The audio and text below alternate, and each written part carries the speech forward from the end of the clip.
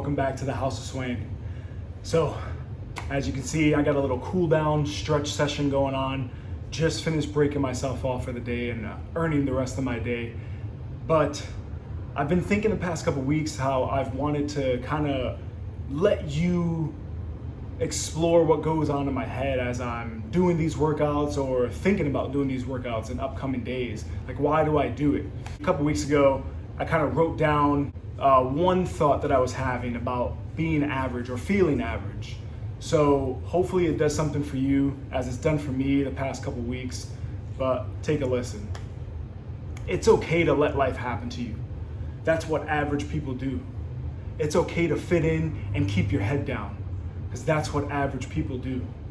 It's okay to have to react to what life throws at you. That's what average people do. It's okay to sit around and talk about what others have. That's what average people do. It's okay to only look forward to the next weekend, because that's what average people do. It's okay to wait for an opportunity, because that's what average people do. It's okay to let someone else's possessions keep you down, because that's what average people do. It's okay to stick with what you know. That's what average people do. It's okay to survive, because that's what average people do. Now I have to ask myself, do I want to be average? With all those things in mind, with all those things that I just laid out, do I want to be average? It's okay to be average. Most people are average, right? That's in the word average means that's the norm, right? So it's okay to be average, and I'll keep saying it. And I keep saying it's okay to be average because some of you out there don't like that. You don't want to be average. You don't want to feel average. And those are the people I'm trying to get to. Because again, it is okay to be average. Sarcasm aside, it is okay because most people are average. But if hearing that you're average, hearing that those things that I laid out apply to you, and you're like, I don't want to feel average. I don't want to be average. I don't want to be those things because that is the average. That is the norm. And you want to be above the norm. Then you need to do something about it.